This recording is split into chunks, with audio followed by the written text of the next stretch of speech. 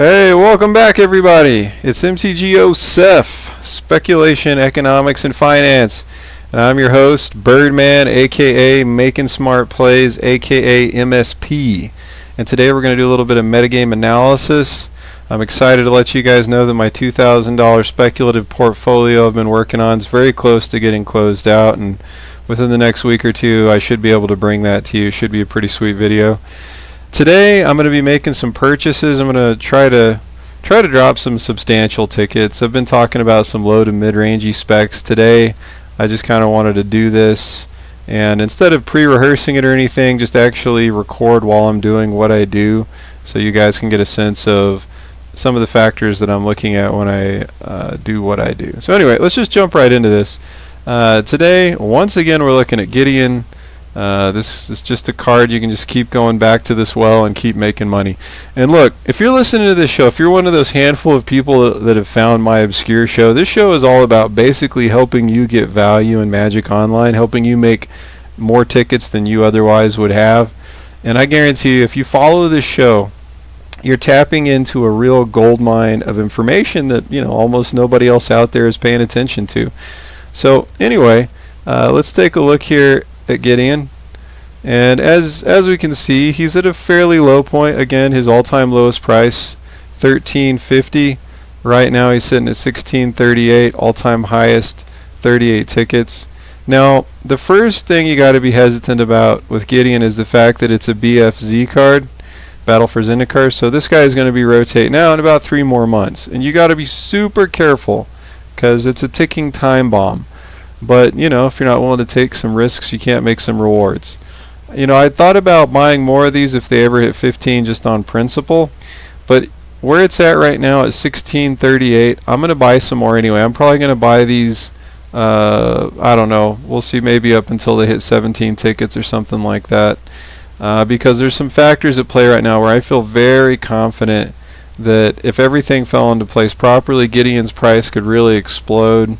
We could make massive profits. And I think even if nothing major changes, if things just stay on their current trajectory after the next Pro Tour, I can't imagine not making a few tickets off of each Gideon. And even in a worst case scenario, I don't think we're going to lose any money on this. So low downside, high upside. I'm about 90% confident with this pick that we're going to make somewhere between modest to extremely good profits over the next couple of months. So let's look at why. Why is Gideon a card that's going to make you money right now? To understand that, you need to understand the way the meta has been looking. And Team Your Energy has been number 1. Mardu Vehicles has consistently been in the top 4. Green Black Energy has been a top contender. Mono Black Zombies has been hanging on in that upper echelon. I don't know if I'd even call it, you know, a tier 1. It's close to tier 1, but it's been hanging on up there. Maybe it's tier 1.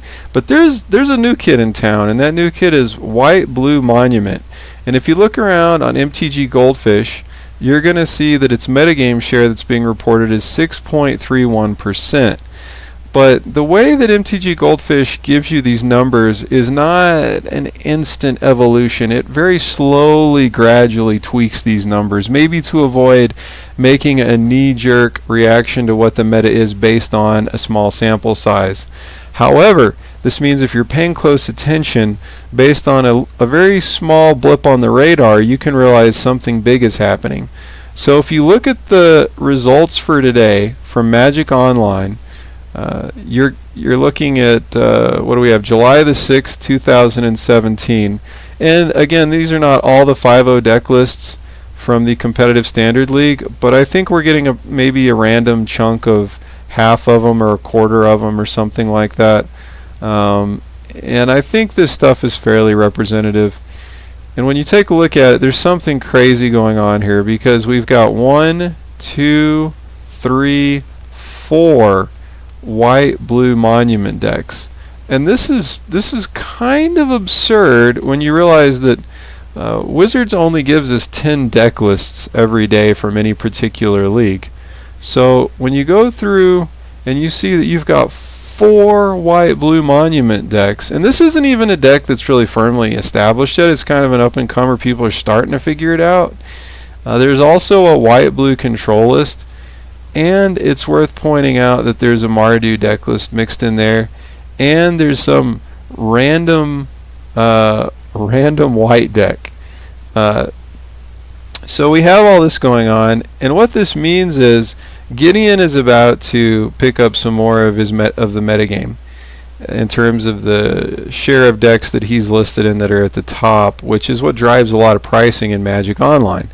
Now, some of you might think, well, White-Blue Monument might be the type of deck to cannibalize some of Mardu Vehicle's metagame share, and that very well may be true. But Mardu is not going to go away completely, and this is a brand new deck that's coming into the meta that has Gideons.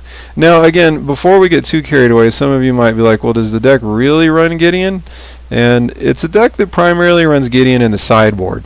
So our default list that Goldfish is going to show us is a SCG Invitational Roanoke from July 2nd, 4th place deck list that had 3 Gideons.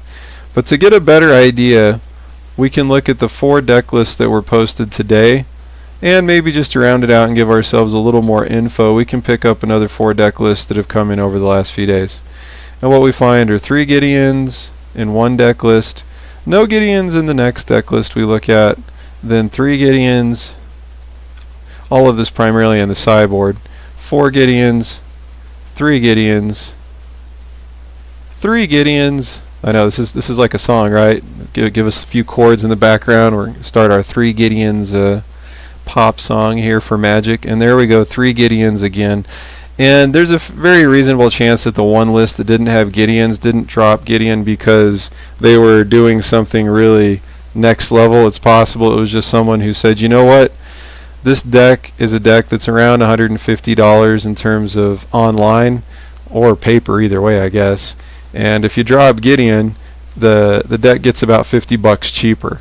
So someone may have thought it was a sweet deck that they wanted to try out and play, but they figured since Gideon was a sideboard card, just drop that and go with it. So even the 1 deck list we're seeing without Gideon, I don't think it's because dropping Gideon is a superior play. I think it may have just been budget reasons. That's going to happen from time to time. So what this means is, hands down, something's happening here. And you could go in on any of these cards. You could go in on Selfless Spirit, you could go in on Spell Queller. Those are fairly standard valuable cards. You could go after some of the lands. But what I want to do is I want to go after the powerful Planeswalker Mythic because it's a card that's going to see play other places. And if White-Blue Monument becomes a top tier 1 deck in the format alongside Mardu Vehicles, this could be what it takes to give Gideon one last bit of super juice before it leaves the format. So previously I hadn't been super interested in picking up more Gideons unless he got down to around 15, but right now I'm prepared to pick up some more Gideons. I think I've already got like 12 of them right now I've been sitting on, but we're going to go ahead and make a move and pick some up right now. So I think I got a couple of credits on MTGO Traders, so that's what we're going to go check first. Is just kind of double check if I've got some credits and maybe pick up a couple. And we're gonna do a little bit of shopping around when we pick these up. Whenever you're going to try to pick up more than just a play set of a card, it can be a little bit tricky because the prices are going to go up as you buy them. There's a few things you can do. It's usually worthwhile to go to check out MTGO Library, but on Mythics their pricings aren't always necessarily even better than the major chains. So here we see that this Gideon is at 1632, and so that's 65 for a playset. I did already have some credits, so I'm just going to go ahead and burn those up front and pick up this playset of Gideons right here. And then what we're going to do is we're going to get old school and we're just going to check the message boards before we buy any more, just in case anybody out there happens to be selling any for maybe 16 and a quarter.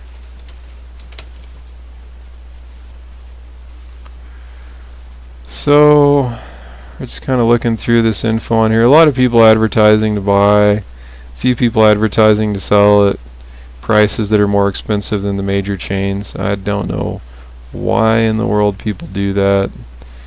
Not seeing anything that looks like it's a a fabulous buy, but you got to go through these motions and check and see sometimes, just in case you find something sweet. Next thing we're going to do, check out GoatBots. One of the interesting things about GoatBots is I'm not sure that GoatBots pricing is necessarily tied in with MTGO traders, cardbot, and card hoarders. I don't know how the underlying data works, but I've noticed that there's a lot more decoupling on the buy pricing for GoatBots than the other major bots. So let's see what we've got. Alright, so we're gonna get a price check here from GoatBots. And oh my gosh, GoatBots is selling Gideon for under 16. Absurd. So we're definitely gonna grab some of that. Alright, so we're gonna pick up another playset here. And these are just so absurdly cheap that we'll probably just repeatedly spam buy from GoatBots until we get to a point where their prices go up about a ticket, and or we just buy enough Gideons that we think we're good to go. So okay, so right now I've got 20 Gideons. Got apparently some ninjas at the deep hour for trade here that I need to dump from the trade. So see if we can get him to dump these ninjas. There we go. Alright, so the price has already gone up to 16.16, but that is more than reasonable, so we're definitely going to get another playset here. Pick that up. Before I go to the next trade, I kind of want to be sure that I avoid having GoatBots ask for my ninjas again, so we'll remove those. I was selling some yesterday. They had spiked in price, and I was going to make about a ticket a copy, so I was unloading those yesterday and had a few I had held on to.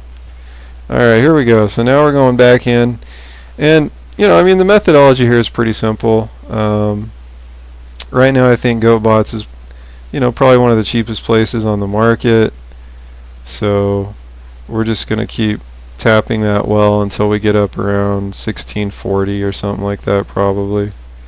I guess it'd be ideal that if you're going to buy a lot of these copies, you probably want to actually pay attention to which bots you've already bought from out of the list. I'm not really paying that close of attention here, but I don't think it's going to matter. We'll probably get up to 1650 relatively quick. I mean, we're up to 1640 already, and who knows, the next playset we pick up may actually already be over 1650, and we could probably go buy a playset from Cardbot or something at that point. So let's see what else we've got here.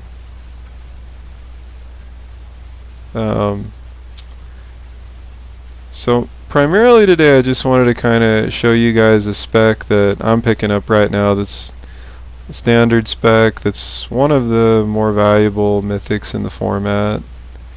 And so this is 1660. I'm not really feeling that.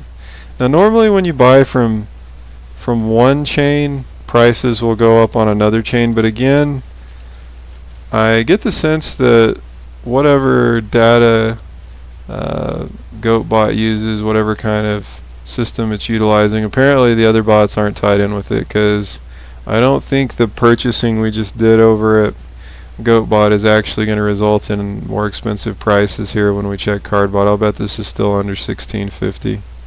And yeah, it's 1636, so we're going to get a playset. And we're starting to get enough copies of Gideon here that I feel comfortable that I've got a reasonable position on Gideon for when I believe he's going to go up in price and make us some sweet money. And yeah, I mean, it's a risk, right? It's not guaranteed. I could certainly end up losing a very large amount of tickets here, but you know what? Sometimes you got to take risks, and I think this is a well-educated, intelligent risk that we're taking. So let's see where we're at now. We are still 1636, so we're gonna pick these up, and looks like there might be room for us to get some more. I'm actually really happy right now. I wasn't sure I'd be able to get nearly this many copies without going over 1650 for my investment price, and I'm very pleased with how this is turning out. If we can actually get up to 40 copies without going over 1650. Here we go, 1645, and we're getting, this is good. I think 40 copies is probably enough exposure to get in that we're kind of where we want to be. We could pick up some more copies still. Maybe we could get one more playset, but I'm going to say that's basically good enough. So anyway, I just had one other thing. I wanted to I haven't dropped a little nugget, a little gem for you guys as far as a sweet resource out there that you might not know about in a while. So I wanted to also take some time to show you guys Penny Dreadful. And some of you might already know about this, but some of you might not. So if you just go to Google and do a search for Penny Dreadful, and you probably apparently won't find anything. But if you search for Penny Dreadful MTG, there's the Reddit. There's some articles by probably pure MTGO.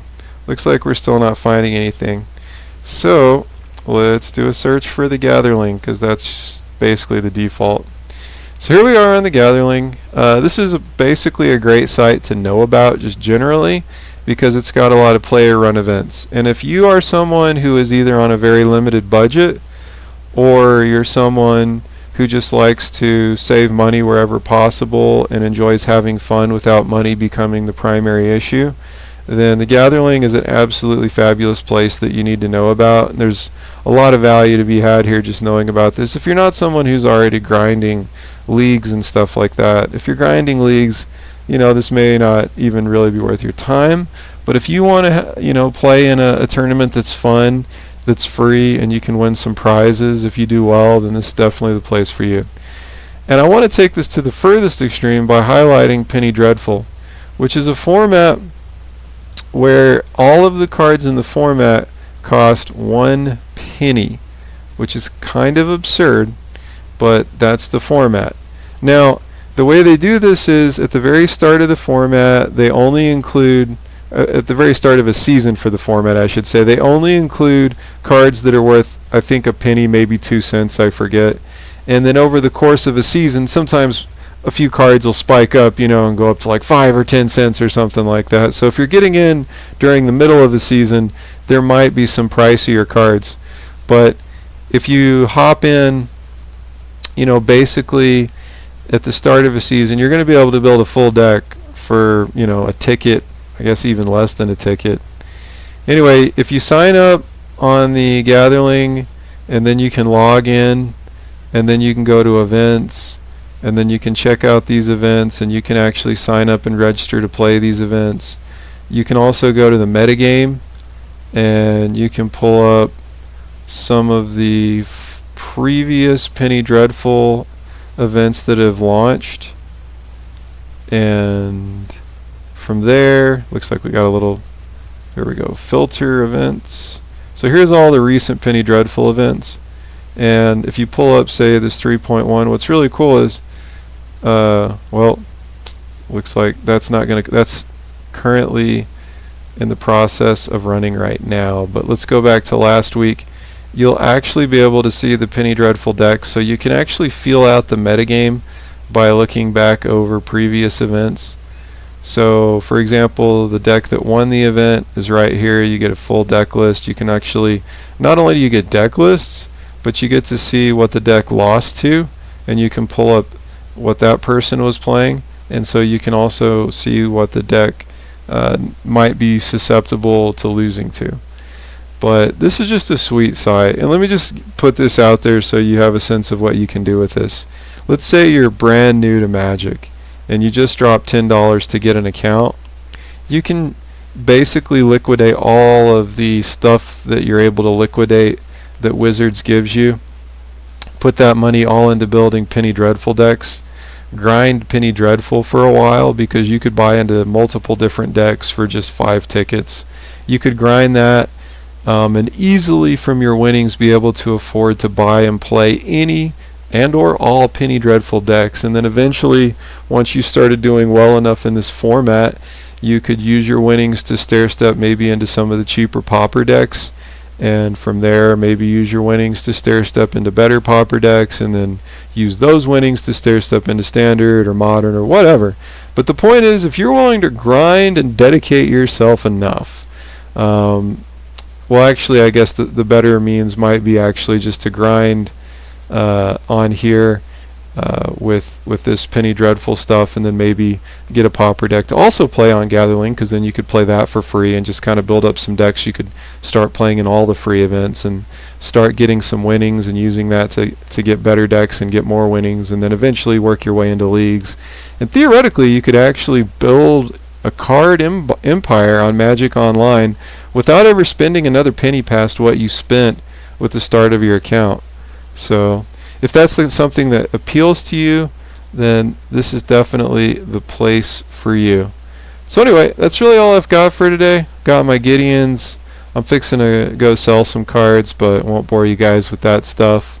And anyway, I'll catch you guys again in a couple days. Anyway, I hope this information I shared with you today helps you stack up some extra tickets that you can use in Magic the Gathering online. Peace!